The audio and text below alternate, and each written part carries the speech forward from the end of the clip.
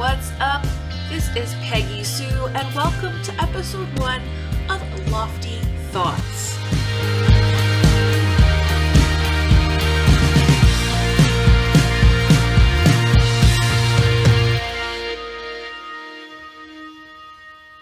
I've had this idea, the desire to start a podcast now for a couple of years. I could never figure out, what I should do or exactly what I should say, There was like this ever expanding pressure to get it exactly perfectly right because, you wanted it to take off or be a super success and then I just end up not doing anything. And that really doesn't make me happy either. So, it just makes it really, really hard to start. The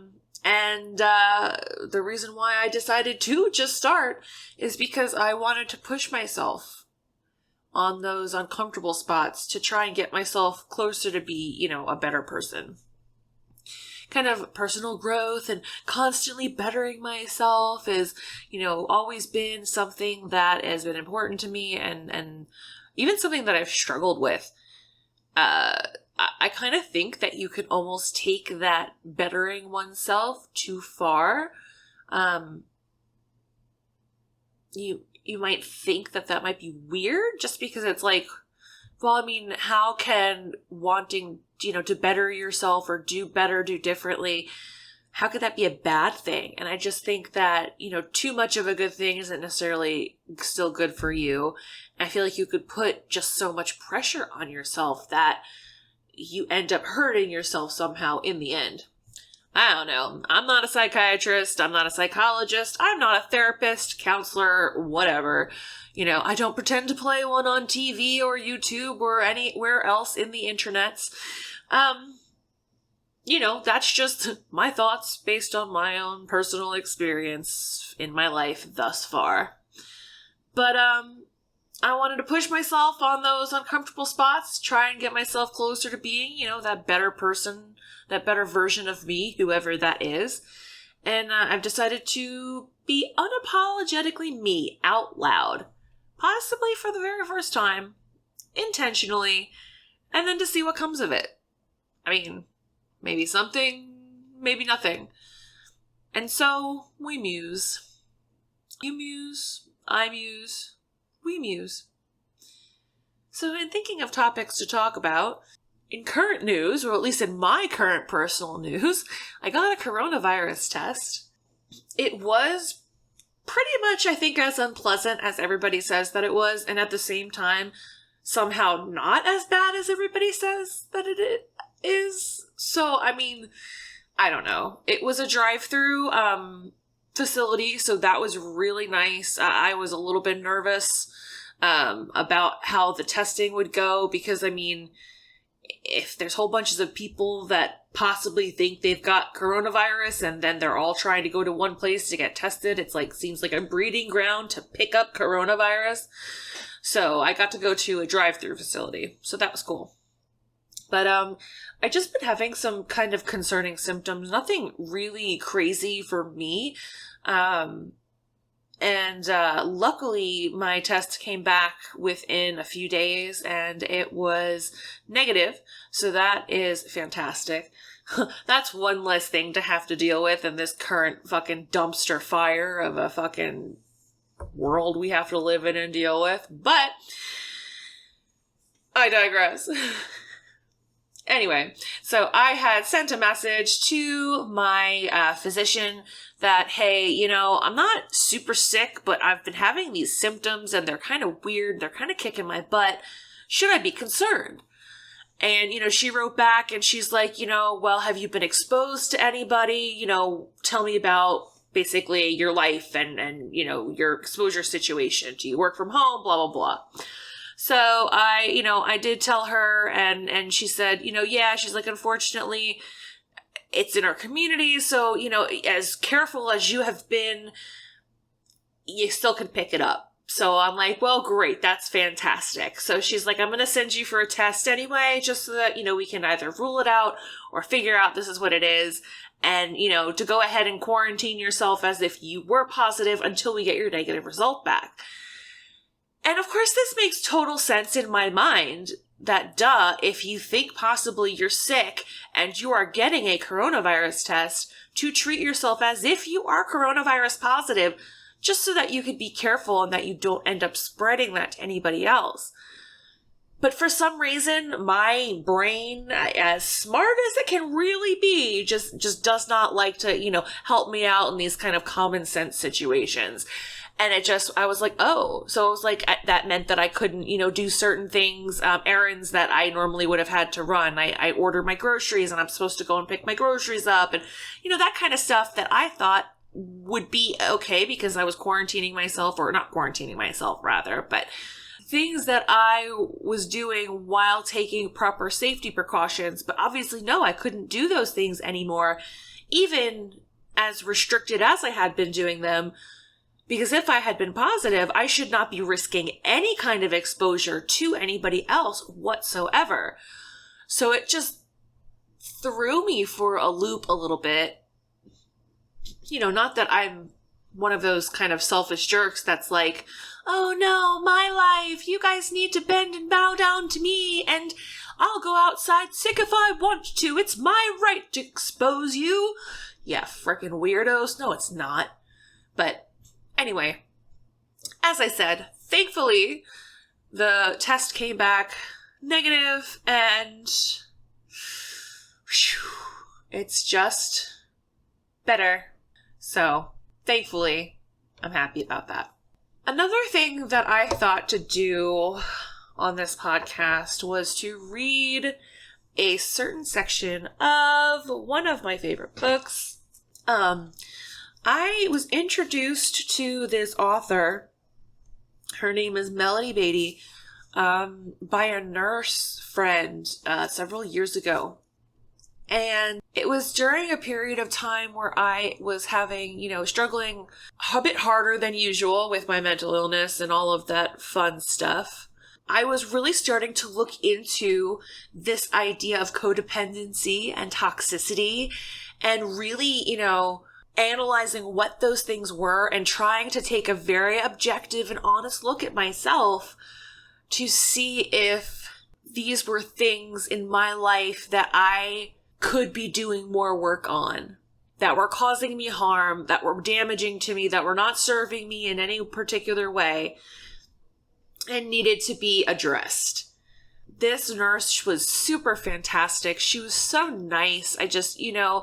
She was very sweet and empathetic and compassionate, and she just really seemed to care, which I think is something incredibly rare to find, someone so genuine like that in the mental health field. I can imagine that field, it's so easy to get burnt out so quickly, and it's just so refreshing, and it was wonderful to just be able to get to chat with her, occasionally when I did get to see her, and then be given ultimately this gift basically that I've carried with myself even, several years down the line.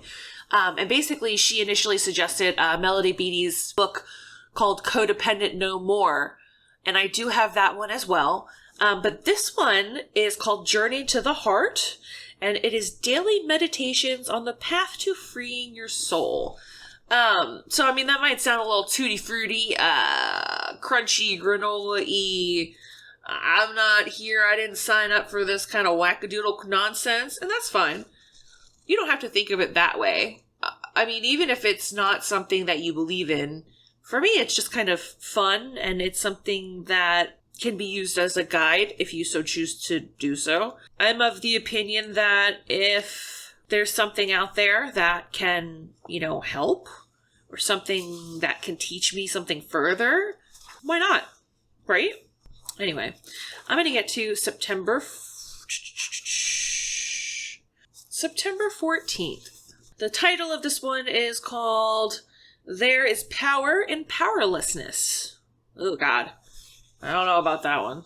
Okay, let's see.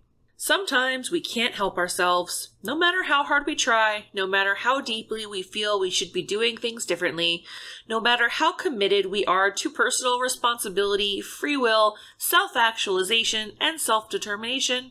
Sometimes we simply cannot help ourselves. Oh my God, preach, sister. Okay. How to turn the page, let's see. We keep on doing the same old things. We can't seem to change even though we wish we could. It doesn't mean we aren't responsible. It doesn't mean we aren't accountable. It means simply that for the present moment, we can't change, can't help ourselves, and can't do it differently. Many of us have discovered a truth in these moments. There is power even in powerlessness. There is power in admitting powerlessness. By voicing the problem, by accepting the powerlessness, you are bringing and attracting help. Ask for the help you need. Admit and accept your powerlessness. And then at the end of each little snippet, there's almost like I guess if this were a devotional, this part would probably be a prayer. But I'm pretty sure this is very secular, though it may be very influenced by the devotional structure of a book. And even, it makes sense because she does the codependency work, and codependency work was initially kind of founded or really hyper-focused on individuals that were like spouses or loved ones of folks with addictions.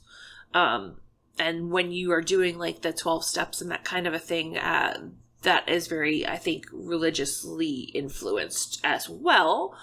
So yeah. Anyway, so this would be, I guess, a prayer. I don't consider it a prayer. I'm not really religious, but she reminds us to be gentle with yourself. You are not alone in your problem, your powerlessness, or your search for a solution. Let love lead the way to the answer you seek.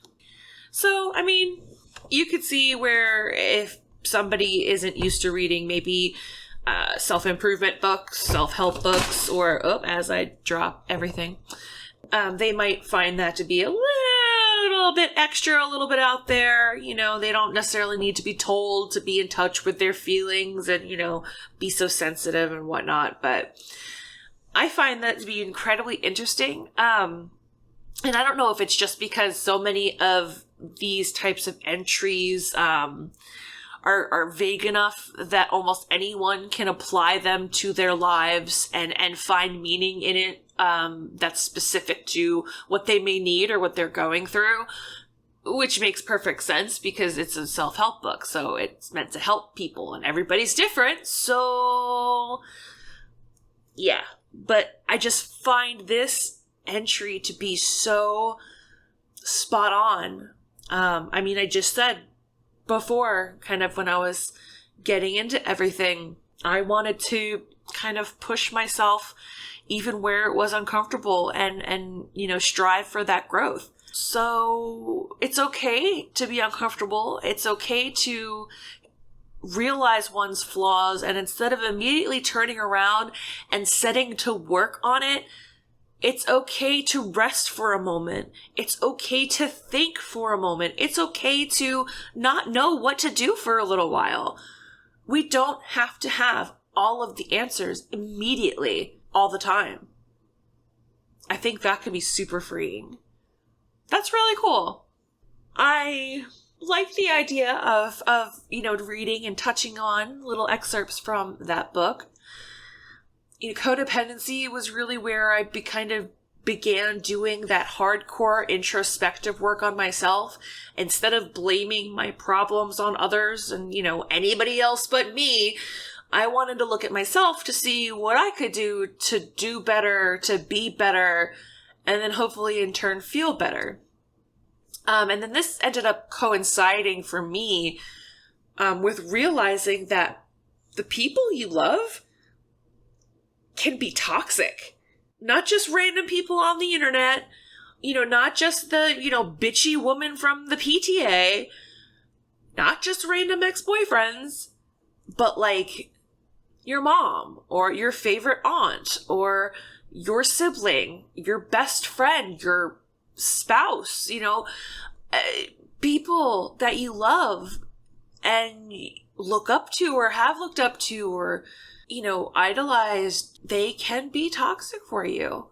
And that's super hard to realize because I grew up thinking that my family was not perfect. Of course, everybody's human. Everybody has flaws.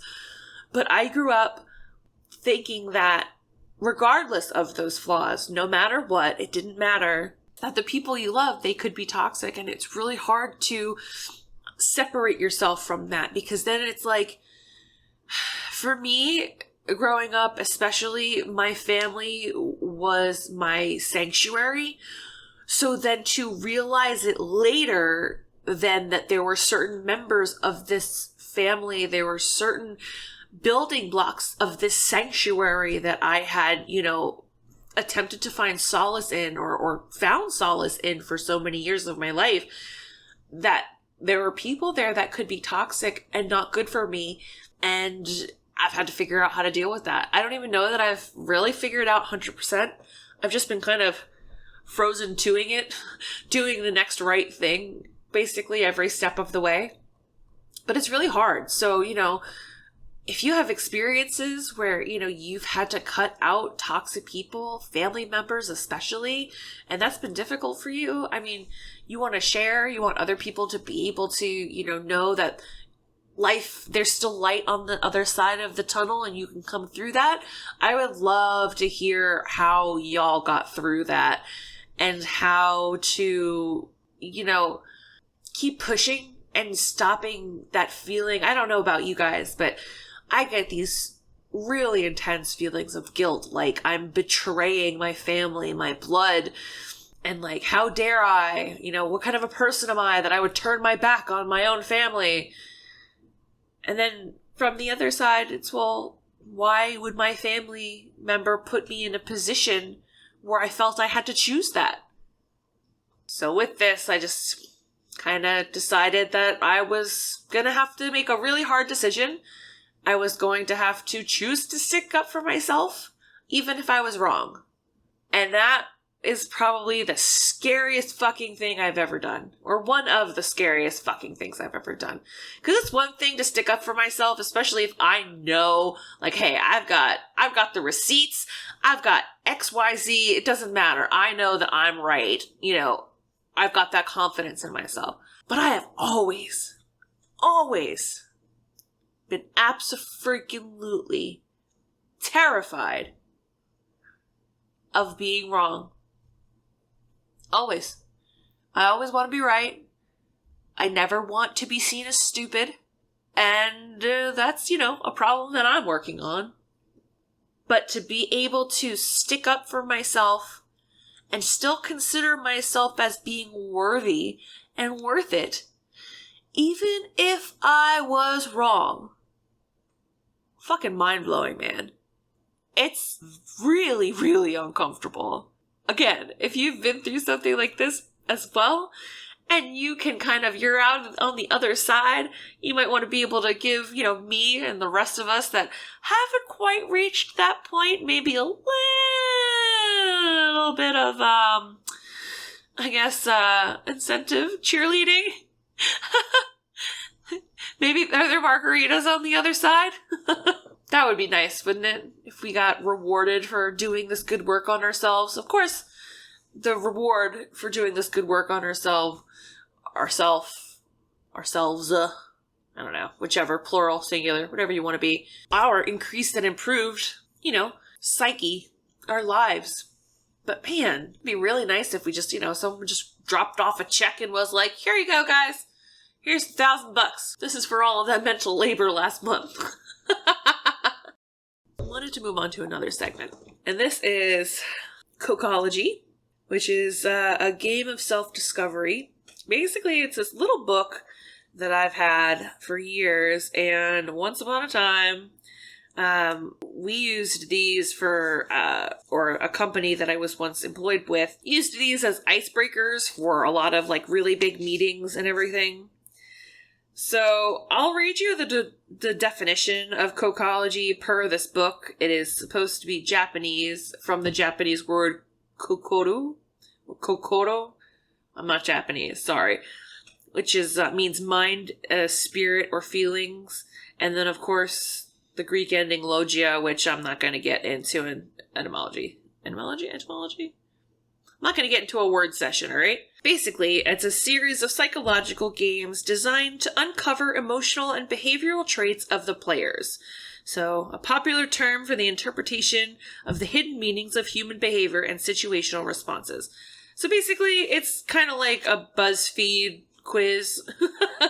You read the little excerpt and then you go through questions, and the questions, of course, are like, what color was the, ceiling in your vision you imagined based on the blurb? So, and then depending on what you say, those are supposed to give us insight into who you are and into your psyche. So I thought it could be fun just to see what it was like. I'm going to do one together. So I just figured I'm going to go ahead and start with the very first one, which is called A Desert Journey. And just to keep in mind, when we're playing, say the first thing that pops into your head. Don't hesitate. Don't agonize over your word choice. There's no right or wrong answers. This is just for fun, guys. Play with other people. Get other people to play with you. It's always more fun to see, who the weirdo is. Even if it's you. Be honest with yourself. Come on, guys. This is just for fun. It's not like you're getting graded. And don't get ahead.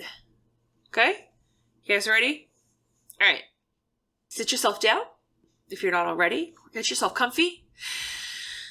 Take in a nice deep breath or two. A little bit of tension. Just kind of let it out. Your desktop is spilling over with unfinished paperwork. The rest of the office has already gone home for the night. You look up at the clock and it laughs back. You wonder, with a sinking feeling inside, if this job will ever be done. The professor drones on and on through a 3-hour double lecture on the world's most boring subject. There's no space left for doodles in your notebook, and you're only 30 minutes into the class. You begin to think somehow you've been frozen in time. Waiting can be a special form of torture, worse than any momentary pain. The combination of frustration and boredom can send even the bravest heart into a state of panic. Our first journey will bring us face to face with the infinite. Take a moment to prepare yourself and enter the eternal desert. This is where you want to have a piece of paper to write down your responses to a few questions. Question number 1. You are riding a camel across the vast and empty expanse of a seemingly endless desert. You have ridden until you are near exhaustion. What words would you say to the camel that has carried you all the way? You can always pause, of course, and answer that. Number 2. Just at the point when you thought you'd die of thirst, a beautiful oasis appears, but someone has arrived before you. Who is this other traveler? Use the name of a person you know. Question 3. Time passes slowly in the desert, and it feels like an eternity before the lights of the town appear on the horizon. You have finally reached your destination. What are your feelings as you come to your journey's end? Question number 4. Time has come to part with the camel you have ridden for so long. Just as you dismount, a new rider climbs into the saddle to take your place. Who is the new rider? And name another person in your life. All right. Now I hope you've written down all of your answers and you're ready to go. Here is the key to Desert Journey. The desert and camel theme symbolizes the journey toward personal independence. Specifically, this scenario reveals your feelings about parting with a lover. Oh my, okay. Your answers show how you might react when the time comes to go your separate ways. Great. The words you spoke to the camel reveal what you might say to yourself when you realize your love has been lost. Did you try words of encouragement like, we'll make it through somehow, or don't worry, this can't go on forever? Or was there a hint of despair? We're lost. This is hopeless. I think we're going to die out here. Mine was more of like I patted the camel on the neck and was like, well, you did good, bud. We tried our best. I don't know what that says about me in my last relationship, but okay. For question number 2, In psychological terms, the oasis symbolizes the key to solving one's problems. The person you encountered here could be someone who has helped or comforted you in the past, or one you might turn to in times of need. See, that's really interesting because when I kind of did this whole, in my mind, envision who I was turning to, I couldn't really make out who this person was. It didn't really seem like a person that's in my life at the moment. So, maybe that says that I don't feel like I've got anybody that I could turn to in a time of need. I don't know. That sounds really sad, doesn't it? Moving right along. The key to answer number 3. The town at the journey's end stands for the order restored to your emotions once you've recovered from your broken heart. Your feelings upon reaching the town are your true feelings about finally getting over a lost love. Well, I guess that makes sense. I was relieved, and I was happy to finally be able to rest, I guess. It's over. Happy to get it behind me. Interesting. And let's do this forced one. Let's do this fourth one. The key to the fourth one. The new rider, again, you got off of your camel and then apparently a new rider got on. The new rider is a person toward whom you feel a secret rivalry, jealousy, or resentment. Is the person you named a rival in love, or maybe someone who once broke your heart? You know, it's so funny because initially for number 2, that person, when I turned to look at them, even though I couldn't quite tell who it was, I thought it was a guy. And the new rider had like a distinctly more feminine energy, I guess. So it makes sense. I thought these were going to be friendly people, but I don't know what that means.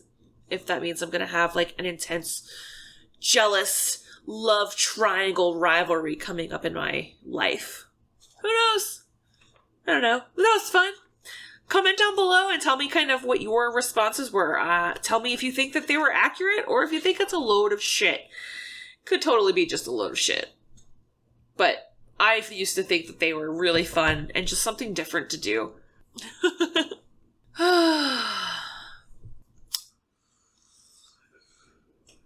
So on a more serious note, one other thing that kind of kicked me in the ass and tried to really, I guess just encouraged me to start and just do it, is that I've been trying to slough off these feelings and these thoughts and these behaviors that I've had my entire life. And I'm only just now realizing that they are manifestations of my illness and not like normal behaviors like that and thoughts and stuff and feelings that everybody else has and feels and is going through at the same time, kind of, you know? And I'm really going through this whole thing of being angry at having to go through it all by my own and having to kind of figure that all out, feeling like I'm doing that on my own. And I'm not entirely sure how to deal with that just yet. So, stay tuned. I think, because most of the time, I think I tend to think about things in a very upside down, sort of awkwardly macro kind of way. But I think the way society is changing is going to end up with a lot of wonderful things. Like right now, I know I feel, I know that I feel a particular kind of desire to harken back to a more safe, fluffy, nostalgic time. And now, perhaps that we've gone through now that we've gone through multiple shit shows and shenanigans, or quote-unquote growing pains of all of this new and burgeoning technology, I think that we're going to begin to match up the best things from our youth, from those nostalgic, fluffy times, with the best new advancements that have come to society, over the past couple of decades. And I think that it really could set us up to be in an era of new relative peace. Not unlike the Pax Romana, maybe the Pax Americana. I know, I'm going back to like 5th grade social studies or something. Anyway, in other news, I feel bad seeing businesses fail. I saw a headline about, I think it was Smith College up in Massachusetts over in New England. They were furloughing over 200 faculty. I feel bad for the individuals that were furloughed. I feel bad for the employees, many of whom quite probably kind of have a dangerously flirtatious relationship with the poverty line to begin with. But let's think about this for a second. What did higher education expect when they created a situation where they have hyperinflated their industry and stalked and preyed upon families and youths with this promise of a better life, right? Get a degree, you'll get a job, you'll get a good job. So don't worry about those student loans you're taking out, because once you have this piece of paper, you're going to get this fantastic job. You can pay us back no problem and have a fantastic life. Don't get me wrong, okay? I loved my college experience. And honestly, I would probably do it all over again, regardless, even knowing what I know now. Maybe I might make some different, concentration or, major decisions. But, that's just the point. We would have gone anyway. And that's why they continuously jacked up tuition and all of that nonsense, in my opinion anyway, because they knew that we would scrape just that little bit more, and we'd push ourselves just that little bit harder in order to be able to make up whatever gap in what the family could afford and what the university or college was asking for. They knew that we would do that.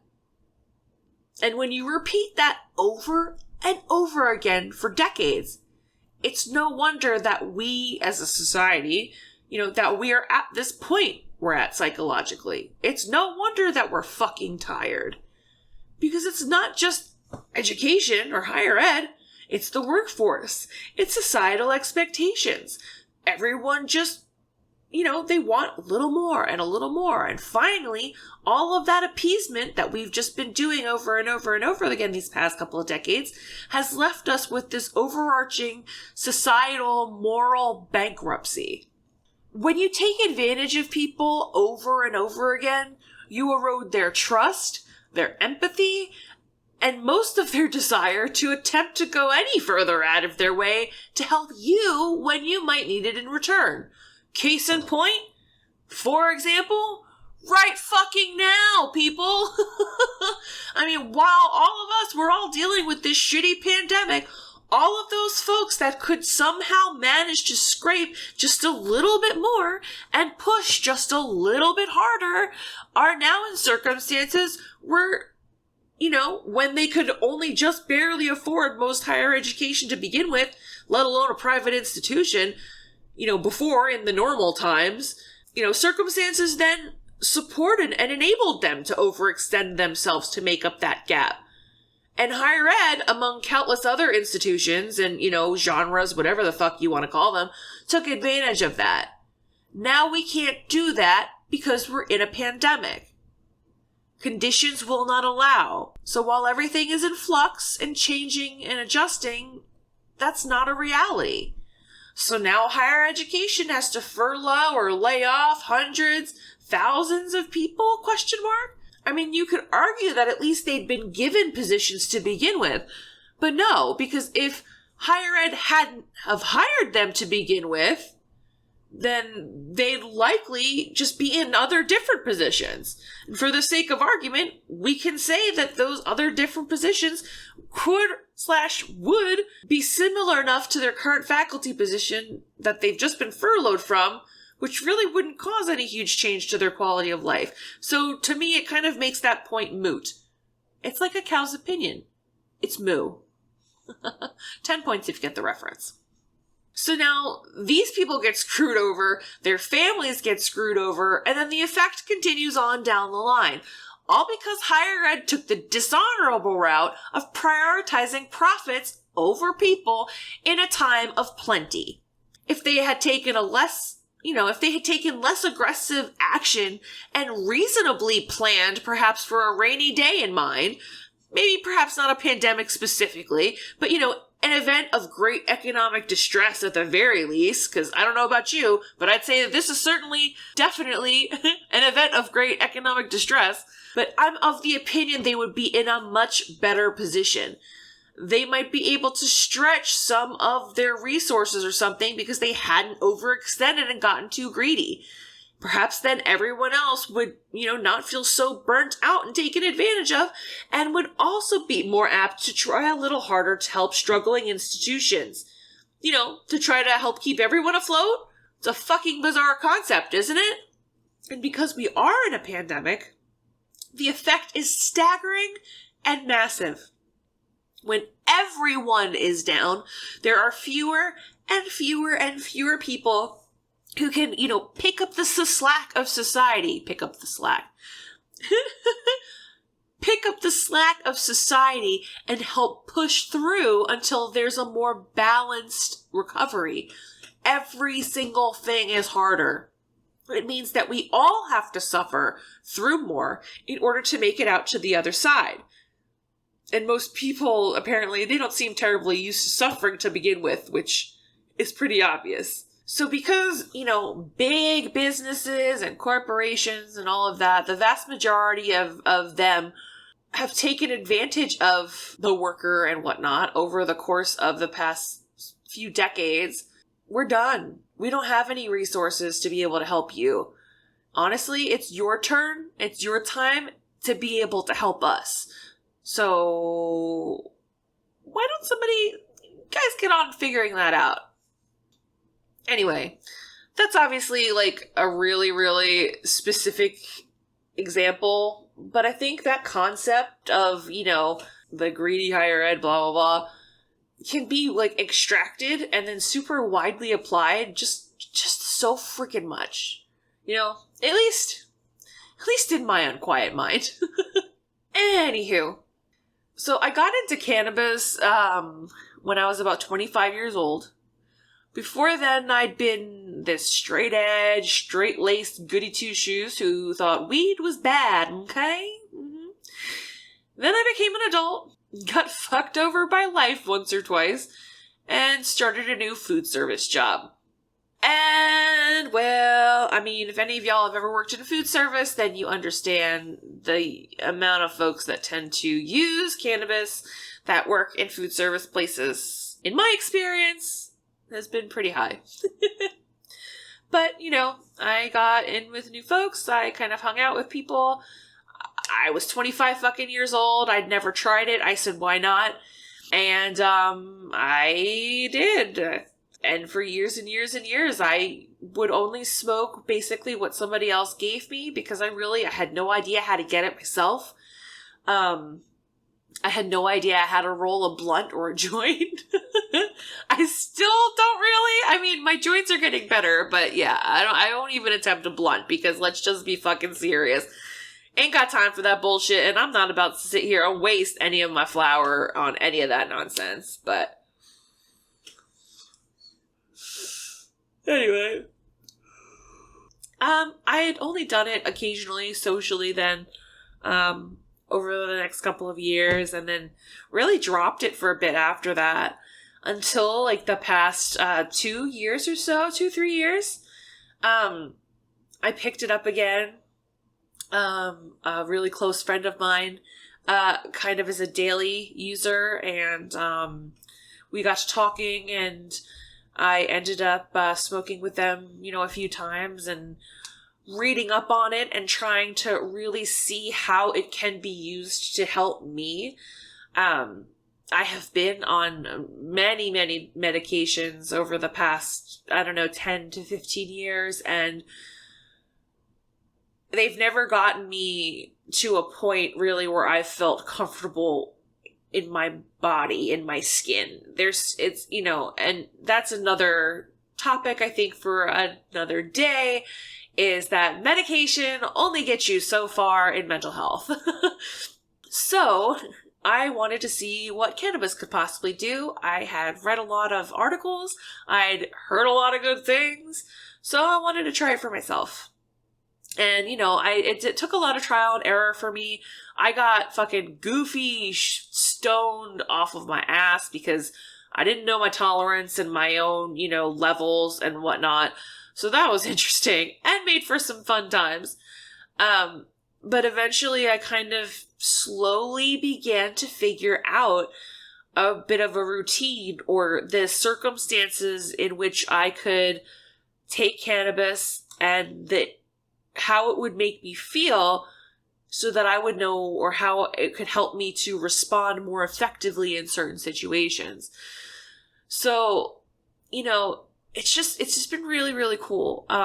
I've always been a smart person, but this illness has been something that has just really, really kicked my ass.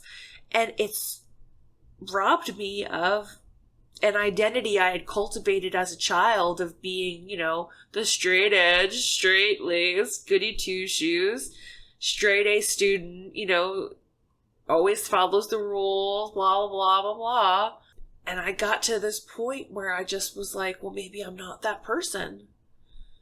Maybe I really am a piece of shit. Maybe I really am everything bad that my brain has ever tried to tell me, and everything bad that anyone has ever, bullied me has tried to tell me. So it's been interesting. It's really helped a lot. It's played a super huge part in having a lot of self-realizations and kind of mini epiphanies. And it's really helping me be able to unpack my issues and slowly sort them out this way that I can end up working on them one by one.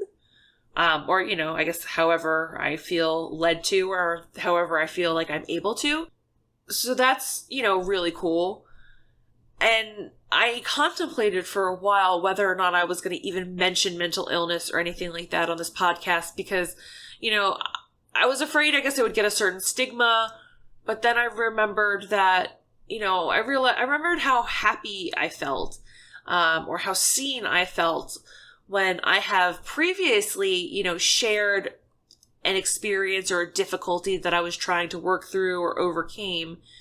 And, somebody, a viewer or somebody that read the blog or something that whatever it had been associated with, when they tell me that it helped them because, it helped them feel like they were seen, like they weren't alone.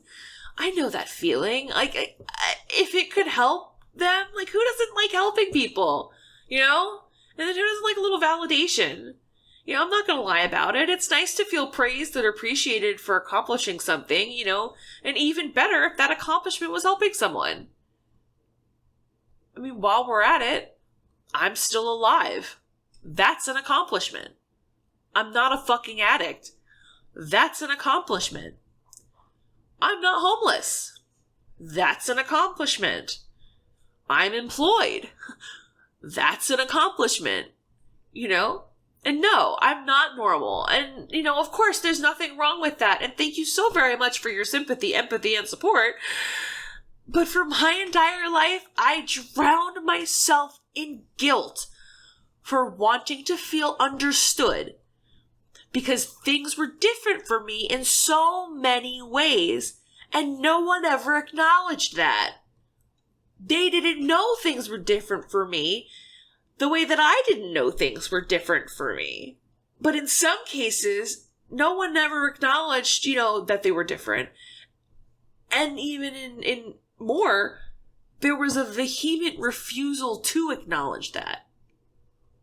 I guess I have some residual trauma to work through, but, it hurts to be told by people you love that you're fine, there's nothing wrong with you, stop being dramatic, why can't you just do what you need to do, or what you're supposed to do, or whatever. It caused me to grow up frustrated and unable to figure out why I just didn't seem to feel like everyone else. Because like I said, I'm a smart person. I'm a good person. I should be able to do X, Y, Z. Why can't I? That must mean there's something wrong with me. There's something, really wrong with me. So in addition to that frustration and that pain, I guess that burden of not being and feeling like everyone else, and I guess being able to relate to the world in the same way as everyone else. That was on top of being told by people that don't love you that you're a worthless piece of shit, i.e., the people that bully you in school or wherever the fuck you were. I was heavily teased and bullied growing up, so I get it. It's not fun, and yeah. So I have this dual dysmorphia, I think, about who I am. On the one hand, it's like I have no, you are fine, you are just like everybody else, so why can't you, do things like everybody else? And then on the other hand, it's like, no, you're not just like everybody else because, you're whatever you were, too skinny, too fat, too tall, too short. It's like, well, pick one. It's like I'm either not unique at all, so I need to stop thinking that I might be unique and there might be something wrong with me, or I am unique because I'm a fuck up. So pick one, Anyway. Shit happens, I guess. I guess I'm glad that I've started to explore this idea now. Am I angry about it? Yeah. Yes, I fucking am. Which is okay. But of course, now I have more work to do. And y'all, I'm so sick and fucking tired of working on myself. No wonder I buried myself in books and gaming, right? And apparently verbal vomiting my guts to all the strangers on the internet. I'd apologize, but I kinda did say that I was going to attempt to be unapologetically me. Though I can say I didn't necessarily mean to get so intense at first. Speaking of intense, I happened upon another weed podcast earlier today on YouTube. I don't know. Do I say who it is? I don't know. I'm honestly not sure if there's an etiquette about this sort of a thing. So I apologize if I fuck it up the first time. But it's called Wine and Weed. And I found it because I'm a Try Guys fan. And Zach was on an episode recently, and so it came up on my on my YouTube feed. And since I recently decided to dive into the podcast world myself with cannabis influences, I figured why not, And let's be real, I would have watched it had I never decided to record this nonsense anyway. I'll go ahead and I'll put a link into the description below of the episode that I'm talking about. But anyway, they were talking about this awful TikTok. It's this new trend, I guess. This awful TikTok shred surrounding individuals that are lip syncing. Is it syncing or cinching? Because I've heard it said twice. I think it's syncing because, your lips are syncing to the other person singing, but whatever.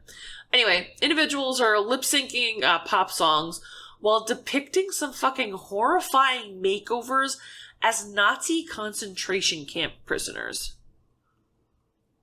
What the fuck? After I put my stomach back in, from puking it all the way out, I started to think, are today's youth now too far removed from some of the larger, historical tragedies of our lifetime? Like the rest of us not so youthful folks? I still think this is a horrible decision either way, but I wonder, how soon after the first Thanksgiving would it be okay to start dressing up like a pilgrim for Halloween? I mean, pilgrims, they weren't really Halloween-y kind of people, at a mossed bowl, back during the height of opulent European monarchy, how soon after an important someone's beheading would it be okay to dress up as their ghost? I mean, keeping the topic of cultural appropriation, that's being casually used for costume to one side, because that's a huge fucking issue and deal all on its own.